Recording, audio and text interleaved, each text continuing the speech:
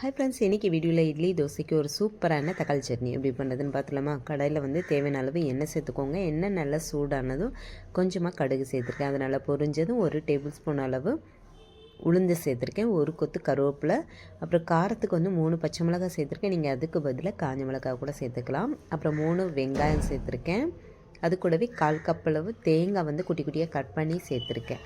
அப்புறம் தேவையான அளவு உப்பை வந்து இப்போவே சேர்த்துக்கிறேன். வெங்காயம் வந்து சீக்கிரம் வதங்கி வந்துடும். இது கூடவே வந்து 1 ஸ்பூன் மிளகாத்தூளும் சேர்த்துக்கிறேன். மிளகாத்தூள் எதுக்காக சேர்க்குறோம் அப்படின்னா சட்னிக்கு நல்ல ஒரு கலரும் இருக்கும், டேஸ்ட்டும் நல்லாயிருக்கும். அதுக்காக தான்.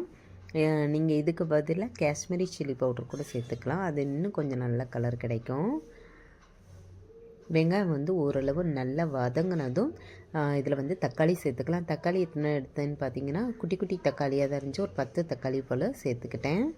வெங்காயத்தோட அளவு கம்மியாக இருக்கணும், தக்காளி கொஞ்சம் கூடுதலாக இருக்கணும்.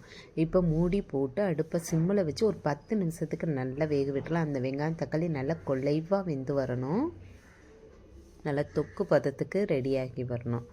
இப்போ இந்த அளவு நல்லா வதங்கினதும் இதை வந்து நல்லா ஆற வச்சுருங்க. ஆறினதுக்கப்புறமா இதை வந்து நம்ம அரைச்சி எடுத்துக்கலாம். வேணும்னா இதில் ஒரு சின்ன துண்டு இஞ்சி கூட சேர்த்துக்கலாம். அது ஃப்ளேவர் பிடிக்கும் அப்படின்னா சேர்த்துக்கோங்க. இப்போ வந்து இது நல்லா ஆறினதும் ஒரு மிக்ஸி ஜாருக்கு மாற்றிடலாம். அரைக்கும்போது ஒரு சின்ன துண்டு வெல்லம் சேர்த்துக்கிறேன். அது இன்னும் கொஞ்சம் டேஸ்ட்டு எடுத்து கொடுக்கும். உங்களுக்கு தேவைப்பட்டுச்சுன்னா தண்ணி சேர்த்துக்கோங்க, இல்லைன்னா அப்படியே அரைச்சி எடுத்துக்கலாம். இது சுட சுட இட்லி தோசை கூட வச்சு சாப்பிட்றதுக்கு செம்ம டேஸ்ட்டாக இருக்கும். கண்டிப்பாக இந்த மாதிரி ட்ரை பண்ணி பாருங்கள். செஞ்சு சாப்பிட்டு பார்த்துட்டு எப்படி இருக்குன்னு மறக்காமல் கமெண்ட்டில் ஷேர் பண்ணுங்கள்.